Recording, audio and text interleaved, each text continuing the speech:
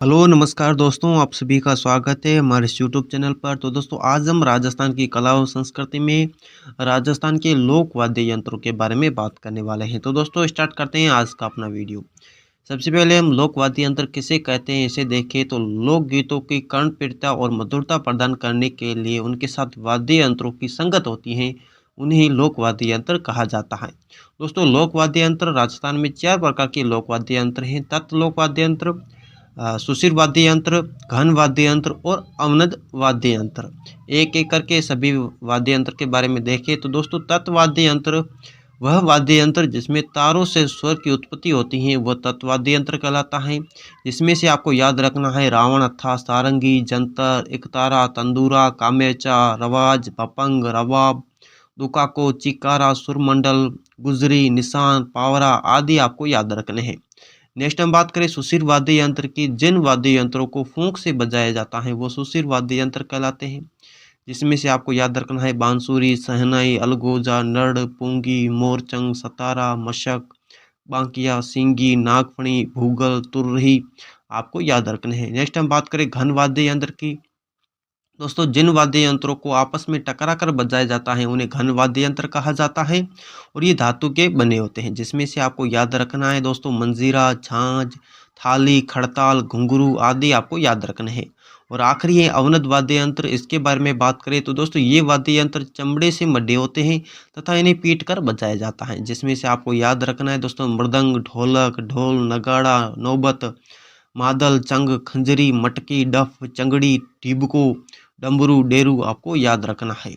और सबसे पहले हम बात करें लोक वाद्य यंत्रों में तत् वाद्य यंत्र के बारे में तो दोस्तों सारंगी सारंगी के बारे में देखें तो दोस्तों ये शास्त्रीय संगीत के गायन में संगत के रूप में कार्य करता है। इसका निर्माण सागवान के पेड़ से, तन्नू के पेड़ से, केर और रोहिड़ी की लकड़ी से सारंगी का निर्माण किया जाता है। दोस्तों इसमें टोटल 27 तारों का प्रयोग किया जाता है और इस पर जो ये गज बनी होती हैं जिससे संगीत बजता है वो घोड़े की पूंछ के बाल से बनी होती है गज। नेक्स्ट हम बात करें सारंगी को अधिकतर जैसलमेर और बाड़मेर के लंगा जाति के लोग प्रयोग में लेते हैं। नेक्स्ट हम बात करें जंतर के बारे में तो दोस्तों जंतर के बारे में बात करें ये लोक वाद्य यंत्र वीणा का आरंभिक रूप माना जाता है और जंतर वाद्य को दो तुंबों के बीच बांस का डंडा लगाकर बनाया जाता है और ये डांड पर पशु की खाल से बने 22 पर्दे मोम के चिपकाए जाते हैं और इन पर्दों पर 5 से 6 तार लगे होते हैं। कितने तार? 5 से 6 तार लगे होते हैं जंतर में और उन्हें अंगुली या अंगूठी के आधार पर आघात करके बजाया जाता है। दोस्तों जो इसका जंतर का वादन किया जाता है वो खड़े होकर गले में लटका कर किया जाता है और अधिकतर इस जंतर का प्रयोग देव जी के मेलों में गुर्जर जाति के भोपे देव जी की फड़ का वाचन करते समय इसका प्रयोग करते हैं। नेक्स्ट हम बात करें रावणहथा के बारे में तो दोस्तों रावणहथा के बारे में बात करें ये मरुभूमि का सबसे लोकप्रिय वाद्य यंत्र माना जाता है जिसे बड़े नारियल की कटोरी को खाल से मटकर बनाया जाता है और बांस की डांट लगाकर बनाया जाता है। दोस्तों याद रखना इसका निर्माण अध कटे नारियल से इसका निर्माण किया जाता है। मोस्ट इम्पोर्टेंट है। डांड पर दोस्तों खुटियाँ लगाई जाती हैं और जिन पर बालों से बने तार बंधे होते हैं। रावण हथा को गज से बजाया जाता है जो घोड़े की पूंछ के बालों से बनी होती है। मोस्ट इम्पोर्टेंट है। और इस गज पर घुंघरू बंधे होते हैं जिनकी संख्या 9 होती है। जिनकी संख्या कितनी होती है? 9 होती है।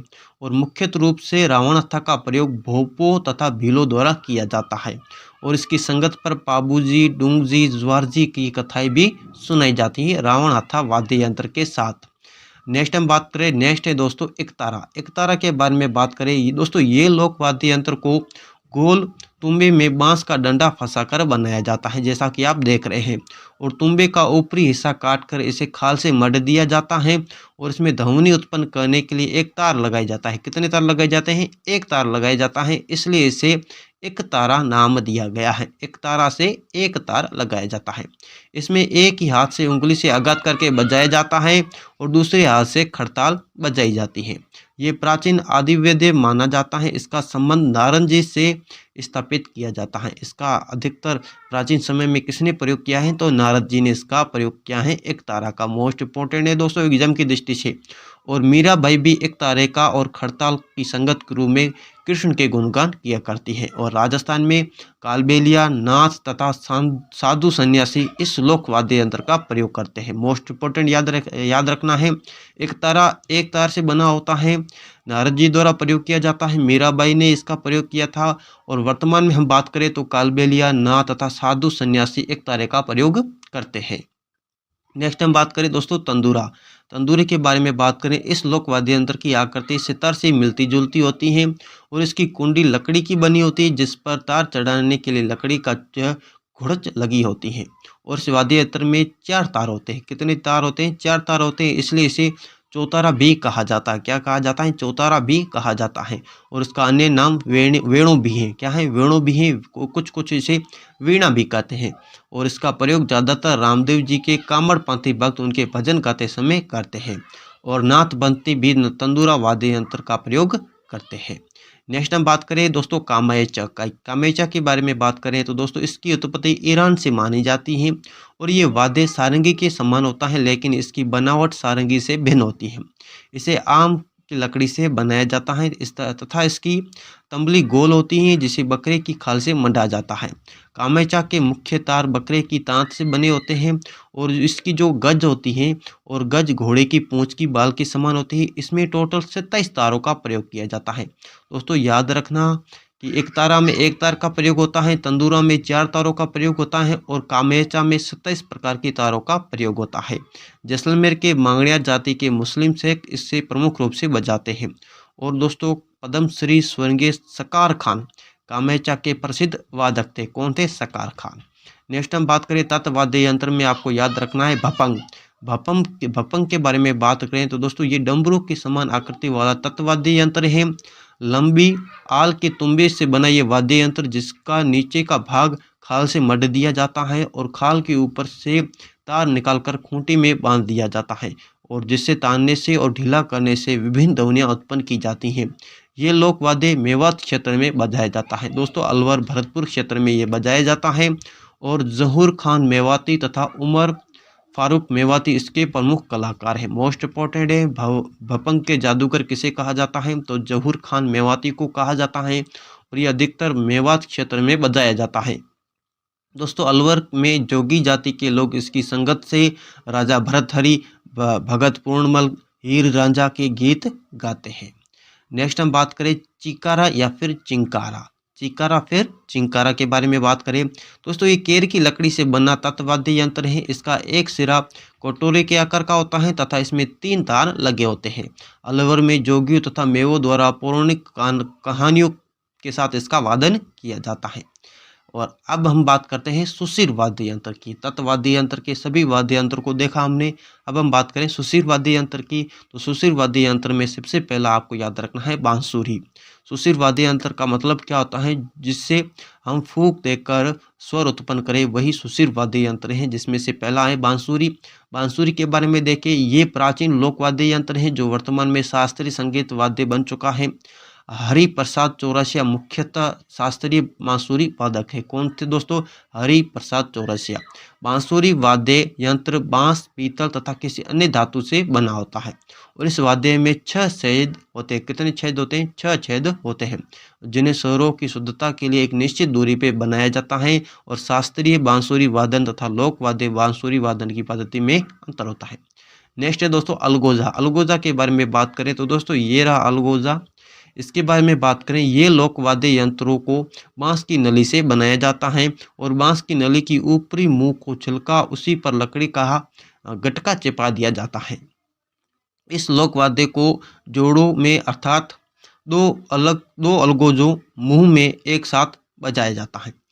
ये दो बांसुरी के समान होता है और दोनों को एक साथ बजाया जाता है। 3 देखने को अलगोजों के छेदों में अंतर देखने को मिलता है। कहीं में 5 छेद होते हैं तो कहीं मिलते ही नहीं हैं।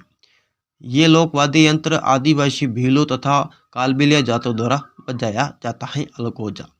नेक्स्ट हम बात करें सुशिर वाद्य यंत्र में तो दोस्तों याद रखना है पुंगी। ये रही दोस्तों पुंगी। पुंगी के बारे में बात करें, ये एक लोक वाद्य यंत्र घिया तथा तुम्बे से बना होता है।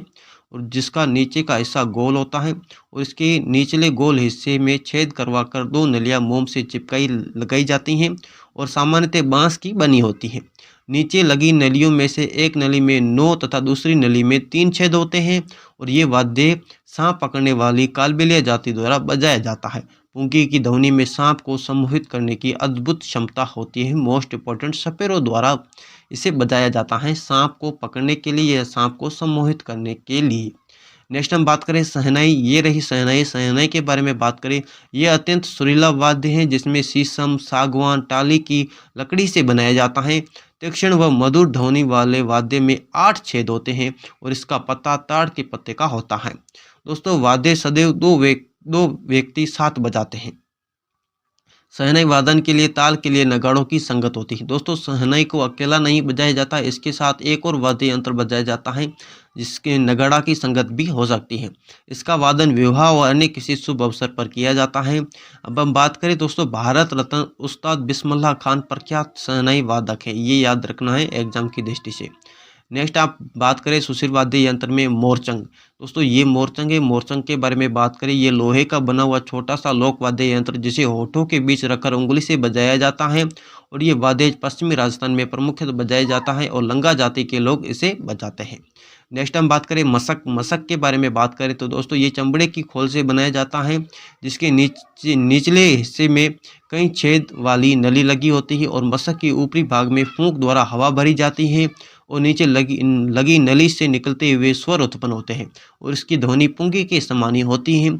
और इस लोकवाद्य यंत्र का वादन अधिकांश दोस्तों भैरू जी की भोपों द्वारा किया जाता है। किसके भोपों द्वारा? भैरू जी की भोपों द्वारा मशक का प्रयोग किया जाता है और श्रवण कुमार इसके प्रमुख वादक माने जाते हैं दोस्तों।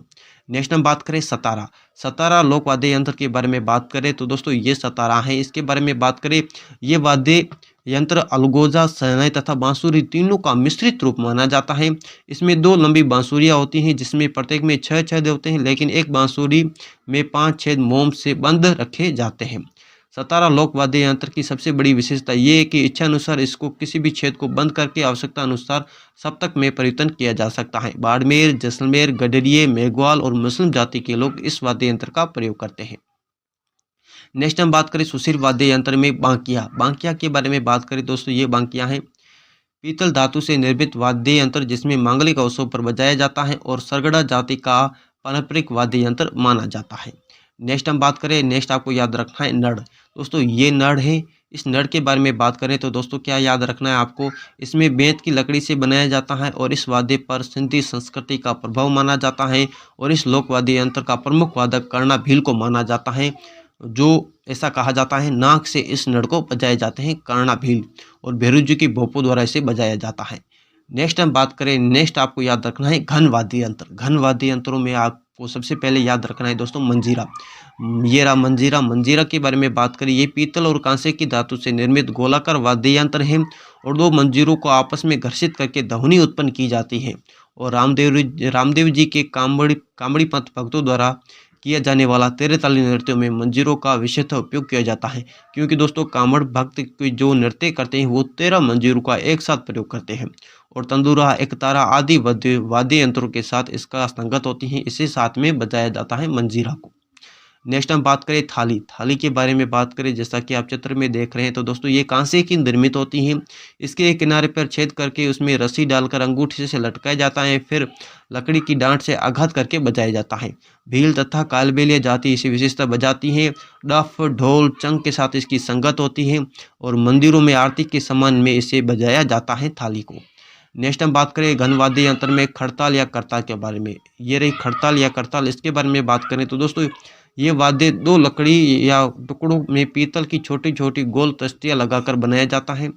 पीतल को तस्ती लगे टुकड़े और टुकड़ों को आपस में टकरा कर बजाया जाता है और ध्वनि उत्पन्न की जाती है। एकतारा के साथ इसकी संगत देखने को मिलती है। नारद जी तथा मीराबाई एकतारा के साथ करताल बजाया करते हैं। साधु संन्यासी भजन कीर्तन के समय खड़ताल बजाते हैं। नेक्स्ट हम बात करें झांझ के बारे में तो दोस्तों ये रही झांझ। इसके बारे में बात करिए, मंजीरे का बड़ा रूप माना जाता है और शेखावटी के कच्ची घोड़ी नृत्य में ताश में इसका प्रयोग किया जाता है। और आखिरी है दोस्तों अवनद वाद्य यंत्र। अवनद वाद्य यंत्र में सबसे पहले आपको याद रखना है मृदंग।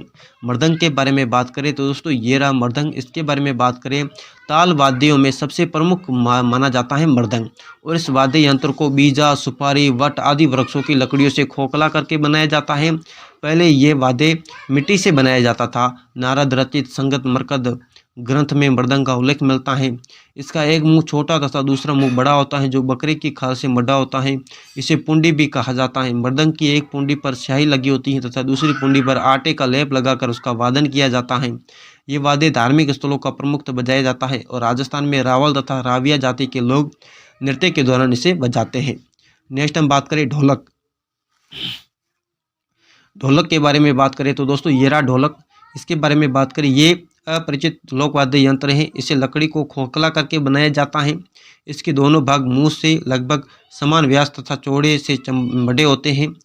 इसके दोनों भाग रस्सियों से बंधे होते हैं जिनमें कड़ियाँ लगी होती हैं। राजस्थान में सांसी, कंजर, ढाडी, मरासी, भवाई, बैरागी, साधु आदि इसे बजाते हैं। नट जाति के लोग अपनी कला प्रदर्शन के समय इस एक तरफ हाथ और दूसरी तरफ लकड़ी के डंडे से इसे बजाते हैं ढोलक को।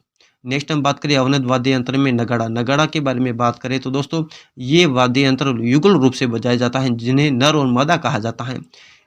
इस वाद्य यंत्र को भैंस की खाल से मढ़कर बनाया जाता है तथा रामलीला, नौटंकी, ख्याल आदि में नगाड़ा का बजाया जाता है। ढोली, राणा, मेरासी जनजातियों द्वारा वाद्य यंत्र को प्रवीणता दी जाती है।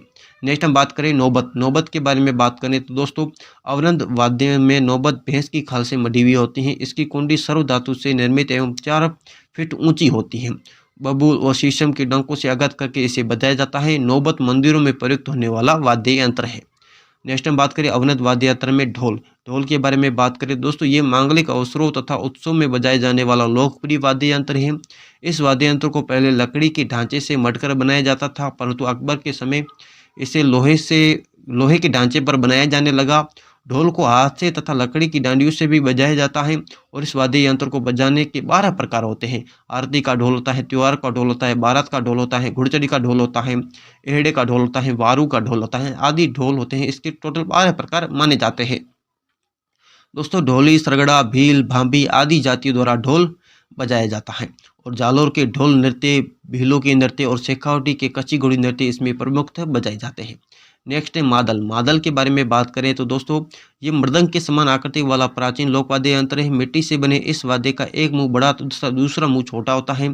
इसे खाल से मढ़ा जाता है। इस पर मढ़े हुए चमड़े को जौ का आटा चिपकाकर बजाया जाता है। मादल वाद्य यंत्र के साथ थाली भी बजाई जाती है और भी लोग इसे गौरी नृत्य के अवसर पर, शादियों में, देवी देवताओं और दिवालियों में इसका प्रयोग करते हैं मादल का। नेक्स्ट हम बात करें अवनद वाद्य यंत्र में खंजरी। खंजरी के बारे में बात करें तो दोस्तों ये आम की लकड़ी से बना हुआ लोकवाद्य यंत्र है। इस वाद्य को चौड़ाई 8 से 10 फुट उंगली की लगभग होती है तथा एक तरफ खाल से मढ़ा होता है। खंजरी लोकवाद्य यंत्र दाहिनी हाथ से पकड़कर बाएं हाथ से बजाया जाता है तथा इसमें भील, नाथ, कालबेलिया, बलाई, कामड़ जाति के लोग इसे बजाते हैं। नेक्स्ट है चंग। चंग के बारे में बात करें तो दोस्तों होली के अवसर पर राजस्थान की सभी जातियों द्वारा बजाए जाने वाला लोकप्रिय वाद्य यंत्र माना जाता है चंग। इसे लकड़ी के चौड़े गोल घेरे में एक और भेड़ या बकरी का खाल मढ़कर बनाया जाता है। चंग को बाएं हाथ की हथेली पर टिकाया जाता है। उसमें लकड़ी की एक चिप भी होती है और दाहिने हाथ में इस पर बोल बजाए जाते हैं। और दोस्तों कालबेलिया जाति के लोग अधिकतर इस लोक वाद्य यंत्र का प्रयोग करते हैं और चंग वाद्य पर कहरवा ताल का ठेका प्रमुख बजता है। और आखिरी दोस्तों आज का अपना वाद्य यंत्र है अवनद वाद्य यंत्र में डेरू। डेरू के बारे में बात करें तो दोस्तों ये वाद्य यंत्र गोगा जी की भोपों द्वारा बजाया जाता है। भोपे से बजाते हुए, नृत्य करते हुए गोगा जी की वीरता का गुणगान करते हैं। दोस्तों डिबको, मटकी, ताशा, डफ, चंगड़ी, डफा, डमरू आदि भी अवनद वाद्य यंत्र की श्रेणी में आते हैं। तो दोस्तों ये थे राजस्थान की कला संस्कृति में लोक वाद्य यंत्रों में दोस्तों तत्व वाद्य यंत्र, घन वाद्य यंत्र, सुशील वाद्य यंत्र और अवनद वाद्य यंत्र। तो दोस्तों आज के लिए इतना ही, मिलते हैं किसी अनदर वीडियो में। तो दोस्तों आज का वीडियो आपको कैसा लगा, अच्छा लगा तो लाइक, शेयर और सब्सक्राइब जरूर करना। मिलते हैं किसी अनदर वीडियो में किसी अनदर टॉपिक के साथ, तब तक के लिए जय हिंद, जय भारत दोस्तों।